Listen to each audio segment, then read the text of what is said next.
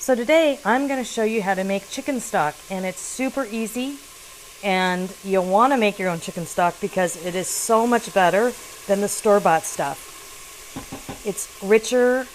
You will use, I don't really put salt in mine, so mine's no sodium, and you can make it as fat-free as you want by skimming off the fat. So for starters, I've got in a pot some white onion here that I just chopped up. Now I'm using my Instapot, and if you have one of these things, you want to go ahead and put it on the saute function for this. However, you don't need an Instapot to make chicken stock. I often, before the Instapot, I use just a regular stock pot like this. So, in fact, I would use the largest one that I had because I would want to make a large quantity. But this is just going to be a byproduct of tonight's dinner, and I decided to make some chicken stock and shoot this video. Okay, so here I have browned the chicken. That was the next step. And when I say brown the chicken, I just mean brown it till the skin gets crispy. You're not trying to cook the chicken at this point. You notice that, see, it's still not cooked all the way. So that's okay, because you're going to put it back into the water and it's going to boil, and it's going to cook that way slowly, and the meat will be really soft because you did it that way. But the reason why you want to brown your chicken is because it's going to add another layer of flavor to your chicken stock, and believe me, you want that.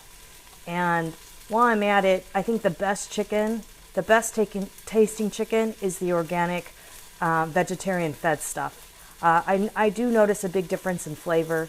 Plus, I'm sure it's healthier than the other chicken. Even though the packaging says all natural, I really do go for the organic stuff. And for me, it may be a little bit more, but you know what I'm going to do? I'm going to make 2 meals out of this. So what I'm saving in that regards, I can spend the money on better quality of product. So that's just my little tip. So at this point, you see all the little bits. We want all those things to be in our stock because that's where flavor is. And I'm just using filtered water.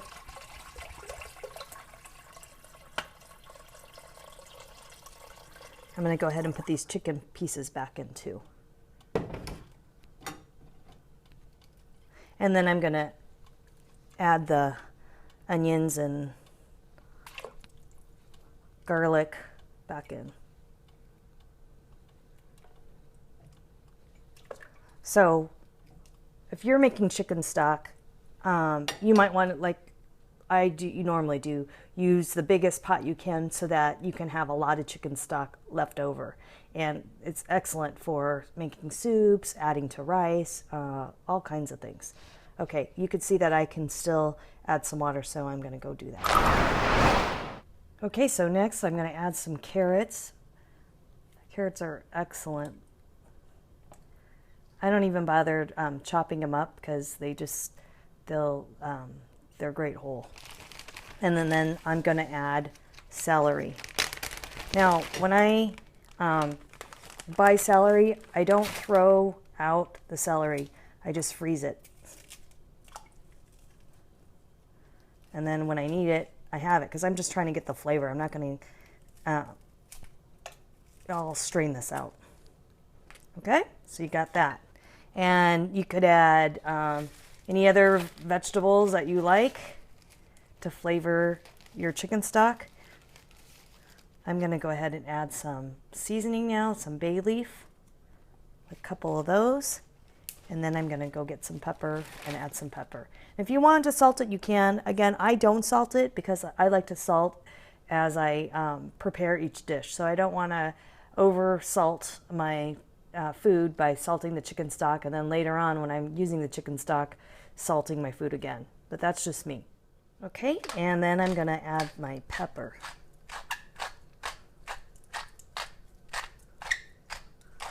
I like to use the peppercorns. There you go. And remember my onion and my garlic? Okay, I'm adding that too. And all of its goodness there.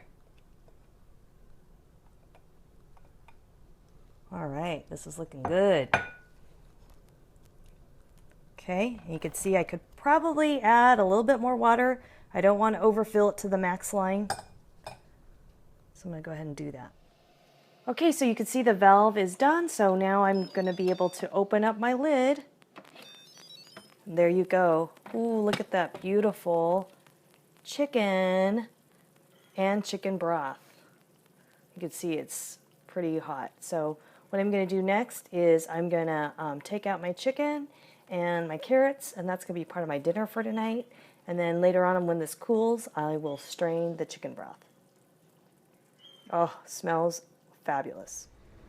All right, so this is cooled down, and now I'm going to go ahead and ladle these into my jars, my sterile jars.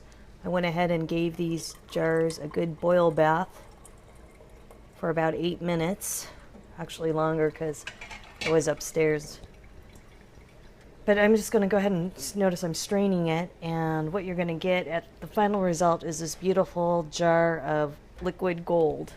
It's deep in color, full of flavor, highly nutritious, and very economical because you're not having to go out and buy it for a couple bucks.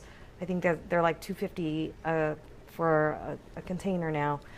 So this way you have your own, always on hand. Something I'm doing differently. Normally you can freeze this.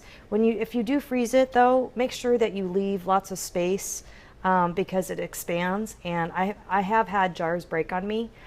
So you don't want to fill it all the way up. That's a no-no. But today what I'm doing is I'm gonna go ahead and can this so I can store this on my shelf.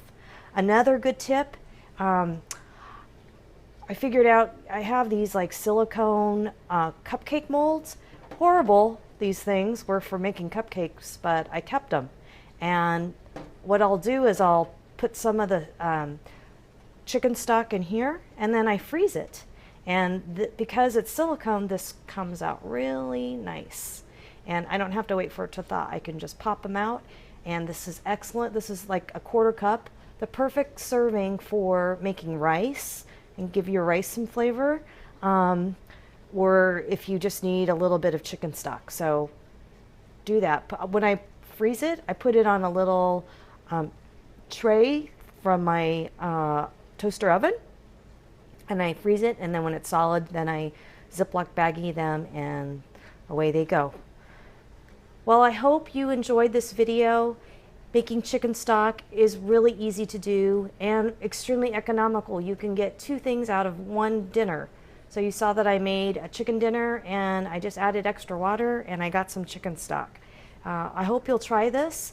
And as always, I really appreciate you liking, subscribing, and sharing my videos. I really do. Until next time, take care.